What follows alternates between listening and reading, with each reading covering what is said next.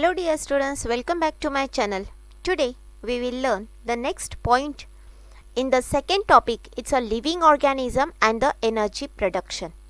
We already studied the steps which is required for the aerobic respiration.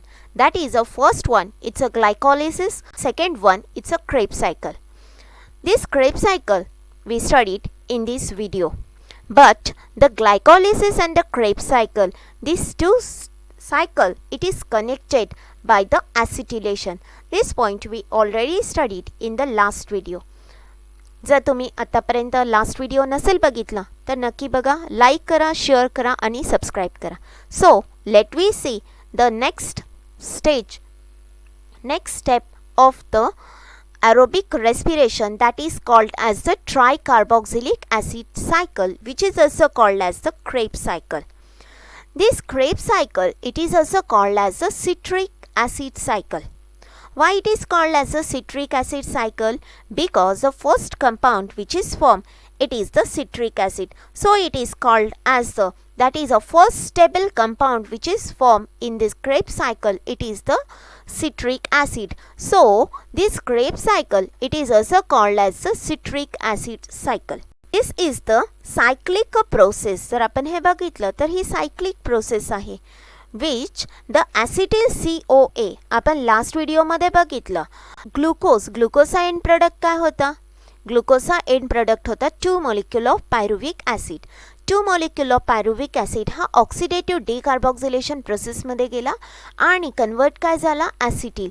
त्या acetyl बरोबर कोएन्झाइम mix झाला आणि compound तयार झाला ॲसिटिल CoA. तो ॲसिटिल CoA मायटोकॉन्ड्रियामध्ये एंटर झाला आणि मायटोकॉन्ड्रियामध्ये एंटर झाल्यानंतर सेकंड स्टेज चालू झाली, ती आहे Krebs cycle. That is it is a second phase in the mechanism of the aerobic respiration. aerobic respiration मध्ये हे सेकंड स्टेजचं मेकॅनिझम आहे. इट इज ऑकर्ड, पण हे कुठे होत असते? It is occurred in the matrix of the mitochondria. सर्वांनाच मायटोकॉन्ड्रियाची diagram माहिती असणार आहे. हा मायटोकॉन्ड्रिया असतो, यामध्ये आउटर लेअर आणि इनर लेअर असतो. Okay, outer membrane and the inner membrane. हा जो इनर मेम्ब्रेनच्या आतमध्ये जो पार्ट असतो त्या ठिकाणी असतं मॅट्रिक्स. ओके, आणि हा जो फिंगर लाईक प्रोजेक्शन असतात याला म्हटलं जातं क्रिस्टी. या क्रिस्टीच्या वरच्या बाजूला असतात इथे F1 पार्टिकल्स असतात. ओके, पण ही जी Krebs सायकल आहे ती कोणत्या रिजनमध्ये होत असते? तर ती या मॅट्रिक्स रिजनमध्ये होत असते. It is occurred in the matrix in presence of the several enzymes. बरेच सारे एन्झाईम्स किंवा को एन्झाईम्स लागतात ही पूर्ण मेकॅनिझम कंप्लीट करण्यासाठी. ड्युरिंग दिस फेज, ज्यावेळेस ही फेज होत असते त्या फेजमध्ये को एन्झाईम्स कोणकोणते लागतात? तर को एन्झाईम्स असतात NAD, then the FAD. Okay, FAD, it is take up the hydrogen which is remove during the oxidation stage.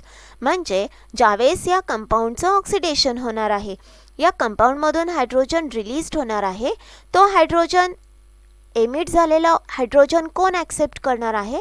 तर तो को एन्झाईम ॲक्सेप्ट करणार आहेत. को एन्झाईम कोणते आहे? NAD and the FAD. Both R the को enzyme. The first stable compound of the Krebs cycle, it's a citric acid cycle. It's containing the 3 carbon. त्या फर्स्ट स्टेबल कंपाऊंडमध्ये किती कार्बन आहेत? 3 carbon असतात. म्हणून या सेकंड स्टेजच्या मेकॅनिझमला काय म्हटलं जातं? Tricarboxylic acid cycle.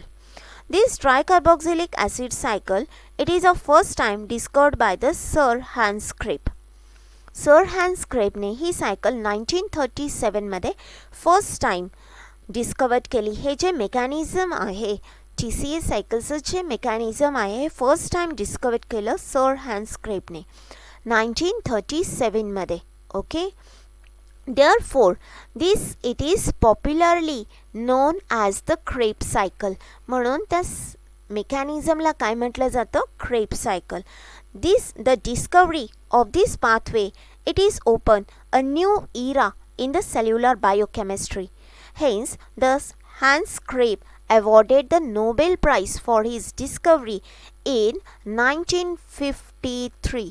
1953 मध्ये सर हॅन्स क्रेबला नोबेल अवॉर्ड दिलं गेलं या डिस्कवरीसाठी. Afterward let we see what's the content of the TCA cycle. The acetyl CoA. This acetyl CoA, it is completely oxidized. जे acetyl CoA होतं, ॲसिटिलेशन प्रोसेसमध्ये जे acetyl CoA मिळालं होतं त्या acetyl CoAचं इथे कंप्लीट ऑक्सिडेशन होणार आहे. कंप्लीट ऑक्सिडेशन झाल्यानंतर एंड प्रोडक्ट काय मिळणार आहे आपल्याला? कार्बन डायऑक्साईड वॉटर मॉलिक्यूल्स मिळणार आहे. Okay, there is obtaining the water molecule. इथे कार्बन डायऑक्साईड रिलीज झालेले आहेत या स्टेजमध्ये. Okay, there is a removal of the carbon dioxide, there is a removal of the water molecule. या ठिकाणी water molecule पण काय झालेले आहेत? रिलीज झालेले आहेत. म्हणजेच इथे कंप्लीट ऑक्सिडेशन होणार आहे acetic CoAचं. In addition to this, there is obtaining the NADH2. मग इथे या प्रोसेसमध्ये आपल्याला काय मिळणार आहे? अजून NADH2 मिळणार आहे. Okay, there is obtaining the NADH2. Okay, म्हणजेच हे जे सबस्ट्रेट आहे या सबस्ट्रेटमधून हायड्रोजन लॉस होणार आहे, ऑक्सिडेशन स्टेप होणार आहे आणि ऑक्सिडेशन स्टेप झाल्यामुळे हायड्रोजन रिलीज झाल्यामुळे रिलीज झालेला हायड्रोजन कोण ॲक्सेप्ट करणार आहे? तर तो ॲक्सेप्ट करणार आहे कोएन्झाईम NAD, तसंच कोएन्झाईम FAD. मग कंपाऊंड काय मिळणार आहे? NADH2 मिळणार आहे. पण किती NADH2 मिळालेले आहेत? इथे प्रत्येक मॉलिक्यूल्समध्ये, प्रत्येक कंपाऊंडमध्ये, प्रत्येक सबस्ट्रेटमध्ये आपल्याला 2 NADH2 मिळालेले आहेत. ओके, म्हणजे आपल्याला टोटल NADH2 किती मिळालेले आहेत? 6 NADH2 आपल्याला मिळालेले आहेत. Okay, 6 NADH2. आपल्याला FADH2 किती मिळालेले आहेत? FADH2 पण 2 मिळालेले आहेत. आता आपण 2 व्हॅल्यू कावर कन्सिडर करतो आहोत? तर आपल्याला ॲसिटिल CoAचे किती मॉलिक्यूल्स मिळालेले आहेत? 2 मॉलिक्यूल्स मिळालेले आहेत. म्हणून इथे प्रत्येक ठिकाणी किती मॉलिक्यूल्स येणार आहेत? 2 मॉलिक्यूल्स येणार आहेत. म्हणजेच 2 मॉलिक्यूल्स FADH2चे मिळाले, तसंच NADH2चे 2 मॉलिक्यूल्स मिळाले. पण ॲसिटिलेशन स्टेपमध्ये पण आपल्याला 2 NADH2 मिळाले. ओके, ॲसिटिलेशनमध्ये पण 2 NADH2 आपल्याला मिळाले होते. ओके, म्हणजेच इथे क्रेब्स सायकलमध्ये 6 मिळालेले आहेत, 6 NADH2 मिळालेले आहेत. आणि सिंगल NADH2 म्हणजे किती ATP मॉलिक्यूल असतात? हे आता सर्वांनाच माहिती आहे. किती असतात? 3 ATP मॉलिक्यूल असतात. म्हणजेच इथे जर 3 ATP मॉलिक्यूल्स जर असतील तर आपल्याला या स्टेपमध्ये टोटल किती NADH2 मिळालेले आहेत? क्रेब्स सायकलमध्ये, क्रेब्स सायकलमध्ये आपल्याला टोटल 18 ATP मिळाले.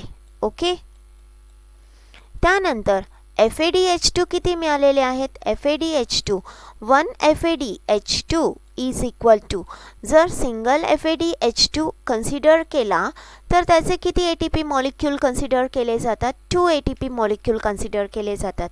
म्हणजे जर सिंगल FADचे 2 ATP मॉलिक्यूल असतील आणि आपल्याला जर 2 FADH2 या प्रोसेसमध्ये मिळाले असतील तर टोटल ATP किती झाले आपल्याकडे? 4 ATP झाले. Okay, 4 ATP. आणि ॲसिटिलेशनमध्ये आपल्याला 2 NADH2 मिळाले होते. म्हणजे ATP किती मिळालेले आपल्याला? 6 ATP मिळालेले आहेत. ओके, किती मिळालेले आहेत? 6 ATP मिळाले आहेत. म्हणजेच जर आपण बघितलं आणि आता या क्रेब्स सायकलमध्ये ATP मिळालेले आहे, direct synthesis of the energy. ती जी एनर्जी आहे ती किती मिळालेली आहे आपल्याला? एनर्जी डायरेक्ट ती मिळालेली आहे आपल्याला 2 ATP मॉलिक्यूल. ती पण किती मिळालेली आहेत? 2 ATP मॉलिक्यूल मिळालेली आहे. जर आपण याचं कॅल्क्युलेशन केलं, ओके, जर आपण याचं कॅल्क्युलेशन केलं तर आपल्याला किती ATP टोटल मिळालेले आहेत? आपल्याला टोटल 30 ATP मिळालेले आहेत. किती ATP मिळाले आहेत आपल्याला?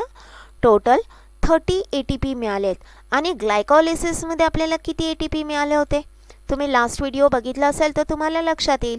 आपल्याला ग्लायकॉलिसिसमध्ये 8 ATP मिळाले होते. म्हणजेच इथे आपल्याला टोटल 38 ATP मॉलिक्यूल्स मिळालेले आहेत. म्हणून आपण स्टार्टिंगच्या फर्स्ट व्हिडिओमध्ये काय बघितलं होतं की ज्यावेळेस ॲरोबिक रेस्पिरेशन होत असतं त्या ॲरोबिक रेस्पिरेशनमध्ये ग्लुकोजचं कम्प्लीट ऑक्सिडेशन होतं आणि 38 ATP मॉलिक्युल्स मिळतात.